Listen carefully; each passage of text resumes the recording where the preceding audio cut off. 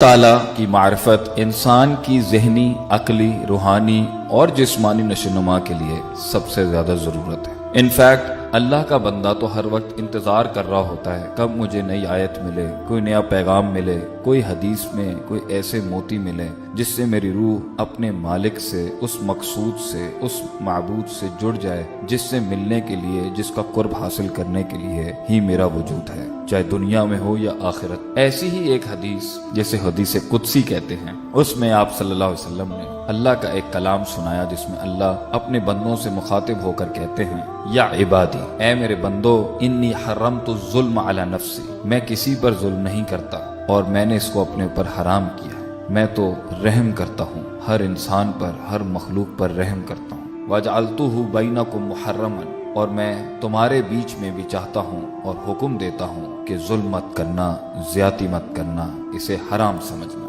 فلا تظالموا، اور کسی قسم کا ظلم مت کرنا، یا عبادی کلکم ضال، تم سب کے سب میرے بندوں گمراہ ہو، رستے کی تلاش میں ہو، تم سب ڈھونڈ رہے ہو، جس کو ملا یا جس نے پایا میں ہی ہوں جو اسے گائیڈ کرتا ہوں، اندھیروں سے اسے روشنیاں دکھاتا ہوں، ان وادیوں سے شک شبہات کی یقین میں لے کے جاتا ہوں، وہ ہم ہیں، فاستہدونی، تو تم ہدایت مجھ سے طلب کیا کرو، اہدیکم، میں ہی رستہ دکھا سکتا ہوں، یا عبادی کلکم جائع، اے میرے بندوں تم سب بھوکے ہو، اور اس بھوک کو الا من اطعمتہ، صرف میں ختم کر سکتا ہوں، میں رزق دیتا ہوں، میں کھانے دیتا ہوں، فاستطعمونی، تو مجھ سے مانگا کرو اپنا رزق اور کھانا پینا، اطعمکم، میں ہی تمہیں دوں گا وہ، اور ہم دے دیا کرتے ہیں لوگوں کو، یا عبادی کلکم عار، اے میرے بندوں تم سب بے لباس ہو، برہنہ ہو، الا من کسوتہ، ماں سوائے جس کو ہم لباس پہنا دیں، فاستقسونی، تو مجھ سے لباس مانگا کرو، اقسکم، ہم تمہیں لباس بھی دیں گے، یا عبادی انکم تخطئون باللیل والنہار، اور اللہ فرماتے ہیں تم صبح شام گناہ کرتے ہو، رات اور دن گناہ کرتے ہو، وانا اغفر الذنوب جميعا، اور ہم تمہارے سارے کے سارے گناہ معاف کرتے رہتے ہیں، فاستغفرونی، تو کس سے مانگنا، ہم سے مانگنا اپنی معافی، ہم سے بخشوانا اپنے آپ کو، اللہ ہی ہے جو انسان کو معاف کر سکتا ہے اور بخش سکتا ہے، اغفر لکم، ہم تمہیں معاف کر دیں گے، یا عبادی انکم لن تبلغوا ضری، اے میرے بندوں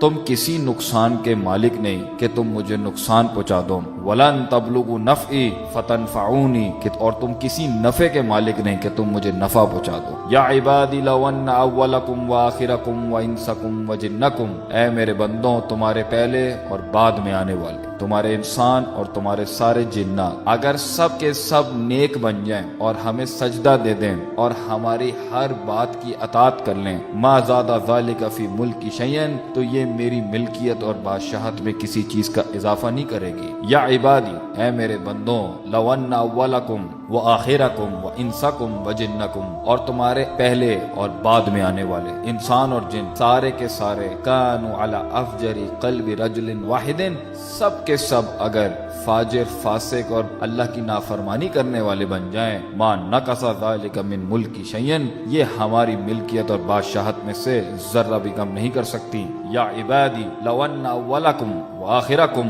وانسکم وجنکم، اگر تمہارے پہلے اور آخر میں آنے والے انسان اور سارے جنات، مرد اور عورت، بچے بوڑھے، سب پوری انسانیت اور جنوں سے مل کے ایک صف میں کھڑے ہو جائیں اور اس کے بعد ہم سے سوال کریں، قاموا فی صعید واحد، ایک صف میں سب کھڑے ہو جائیں اور ہم سے سوال کریں، آرزو کریں، فَأَعْطَيْتُ كُلَّ إِنسَانٍ مَسَأَلَتَهُ، اور ہم ہر انسان کو وہ دے دیں جس کا وہ ہم سے سوال کرتا ہے، مَا نَقَصَ ذَلِكَ مِمَّا عِندِي، یہ ہماری سلطنت میں، ہماری بادشاہت میں، ہمارے خزانوں میں اتنا بھی کم نہیں کرے گا، ما سوائے إِلَّا كَمَا يَنْقُصُ الْمِخْيَطُ إِذَا أُدْخِلَ الْبَحْرَ، جیسے کہ سوئی پانی میں ڈالی جائے اور جب نکالی جائے جو سوئی لے کے آئے گی یہ بھی زیادہ ہوگا، اس سے بھی کم ہمارے خزانوں میں کمی نہیں ہو سکتی، یا عبادی، اے میرے بندوں انما ہی اعمالکم، یہ ہے تمہارے اعمال، احصیھا، میں انہیں جمع کر رہا ہوں، لکم، تمہارے لیے، ثم اوفیکم ایاھا،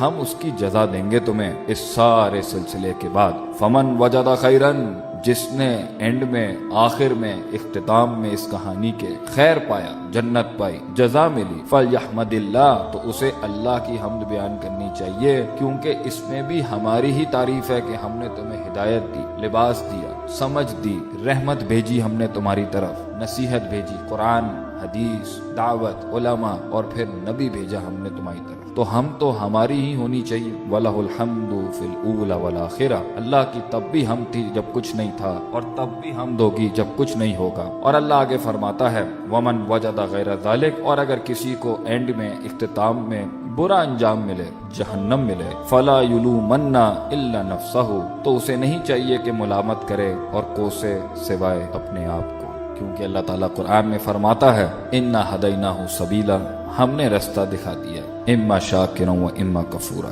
تم قبول کر لو یا انکار کر دو، فیصلہ تمہارا ہوگا، سزا جزا ہماری ہوگی۔ اللہ تعالیٰ کی ذات پر ہمیں غور و فکر کرنا چاہیے، اتنا طاقتور رب اور اتنا کریم، علیم، سمیع، بصیر، لطیف، قوی اور عزیز رب، ہمیں اس سے ڈرنا بھی چاہیے جیسے اس کا حق ہے، اور ہمیں اس سے محبت کرنی چاہیے جیسے اس کا حق ہے، اس سے امید رکھنی چاہیے جیسے اس کا حق ہے۔ اور اس آیت کے مصداق میں ہمیں شرم بھی آنی چاہیے کہ اللہ فرماتا ہے وَمَا قَدْرُ اللَّهَ حَقَّ قَدْرِهِ، لوگوں نے ہماری پھر بھی قدر نہیں کی جیسے ہماری قدر کا حق تھا۔ اللہ تعالی ہمیں اپنا نیک عبد اور غلام بننے کی توفیق عطا فرمائے، آمین۔